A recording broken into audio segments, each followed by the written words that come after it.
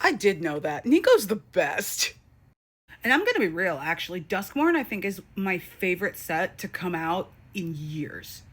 As like a full disclosure thing, I was not necessarily following like the story or like the gen or like when the drops were happening, like when like the sets were coming out. I didn't wasn't really paying attention to that until a couple of years ago, which would have been around, Duskmorn, Bloomborough, Outlaws of Thunder Junction. So maybe this is one of those you never forget your first Doctor things. But yeah, no, Duskmorn's my favorite.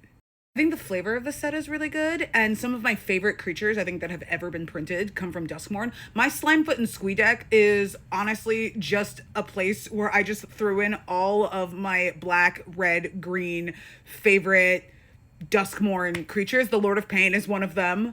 I spent an embarrassing amount of time trying to figure out how to make a mono black deck of Valgamoth Terror Eater because I loved that card that much. I like stealing. I like cards that steal things. And that card ended up in, again, my Slimefoot and Squee deck, and it has like a little stealing sub theme, and Valgavoth was able to take advantage of it. I think the showcase frames are wonderful in Duskmorn.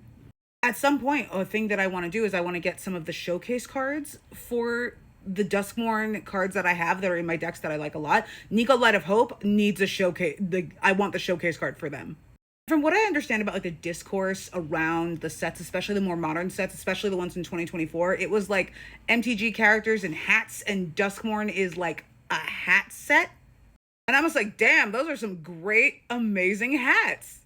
This is not to say that I think Duskmorn is the best set to come out of 2024 or out of the last couple years. That's Bloomborough. I fucking love Bloomborough. Like, I have 3 commander decks that come out that the commanders are from Bloomborough. It's Miss Bumbleflower, and it's Zinnia, like the bard. I'm still working on her. And my baby, Wick. My Wick deck is actually pretty, from what I understand, it's pretty non-traditional for a rat deck. Like, it's chaos. It's chaos incarnate. It's a 4 on Architect, but it's not really a 4. Like, it's a really bad 4. And some of my favorite cards also come out of Bloomborough. This specific printing of Beza, I spent such a long time looking for. I eventually like gave up and I asked my friend for it for Christmas, but I was looking in like LGSs for it because I wanted to buy it from an LGS. I wanted to like physically look at it and hold it in my hands because I this is probably my favorite card, like aesthetically, in all of Magic the Gathering. I was almost going to build a whole deck out of him, but this one is in my Princess Elishnorn deck. That's another conversation for another day. I'll also say I know that Ether Drift wasn't like a great set, but aesthetically and like flavor wise, I can't think of a set in 2025 besides Tarkir that really got me excited like Ether Drift. This isn't to say that Tarkir is worse than Ether Drift, because it's not. Tarkir was my favorite set of last year.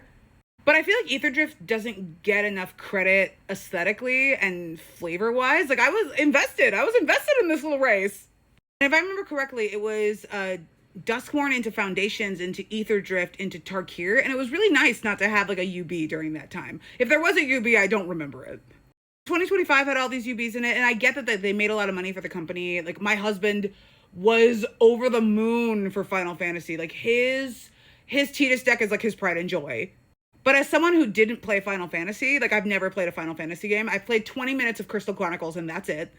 I found myself really like disconnected from like the UB sets. There are definitely some cards that I love in Final Fantasy.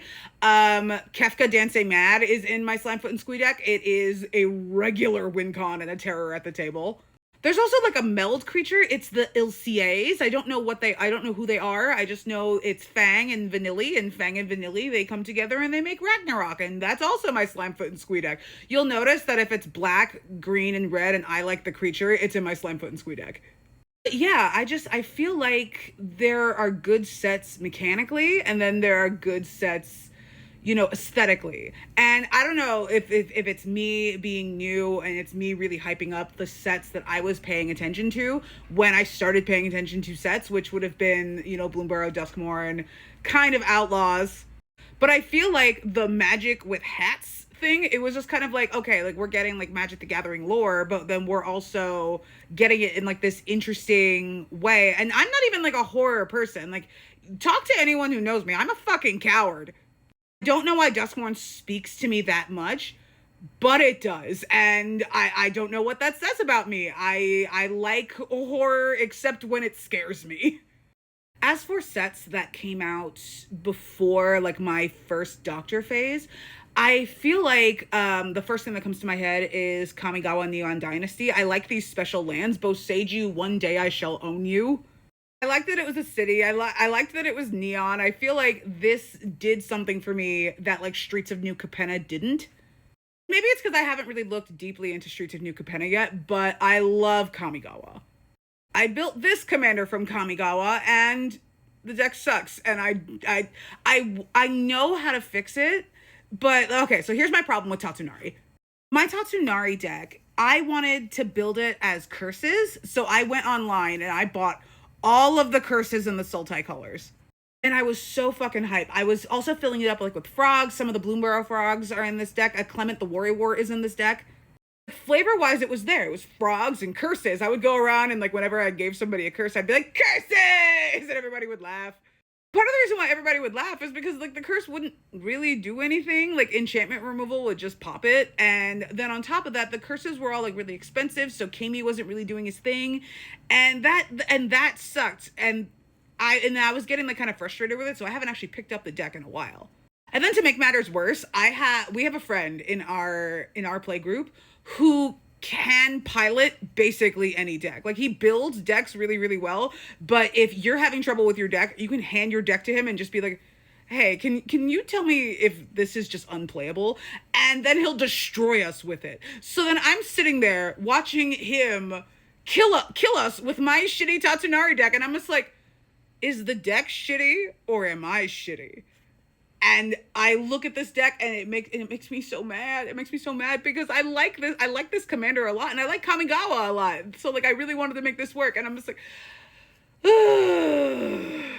and I do know how to fix him. My husband was saying something that there's an actual Curses commander, but it's in Grixis, which isn't really what I wanted. I wanted to make this a Curses deck, but really what this deck wants is a lot of like teeny tiny cantrips and like teeny tiny enchantment creatures to really make that drain work. So I guess that's I'm gonna have to completely overhaul the deck, and when I do, I will show it to the world and let y'all know if it works or not. I really, really got off the beaten track there. But yeah, to bring it back to Nico, to bring it back to Duskmourn, I really like Nico. I think that they're very interesting. Like, and like the idea of like sparkless commanders was really interesting. Because that was the time where I was like getting into the story, and I was like, why are the planeswalkers sparkless? That's odd. But then like aesthetically, I feel like the sets with hats were my favorite, and I don't think we're getting like a sets with hats for a while, because I think like Ninja Turtles is coming up, which Ninja Turtles. I have seen like nothing of the Ninja Turtles. Like the nostalgia of it means nothing to me. Then for the in-universe MTG sets, I think for 2026, I think it's after Lorwyn, it's Strixhaven, and then the reality bender thing, and then that's it. What? I don't necessarily mind a UB. Like I'm one of the biggest advocates for like if WotC does like completely sell out and wants to do like a romantasy thing, I want Sarah J. Maas to call them. I think it's the thing where it's like we have more UB sets than we do in universe sets, and as someone who's actually like getting into the story now of Magic the Gathering, like that sucks. I don't want pizza lands and character select commanders and like Ninja Turtles and shit.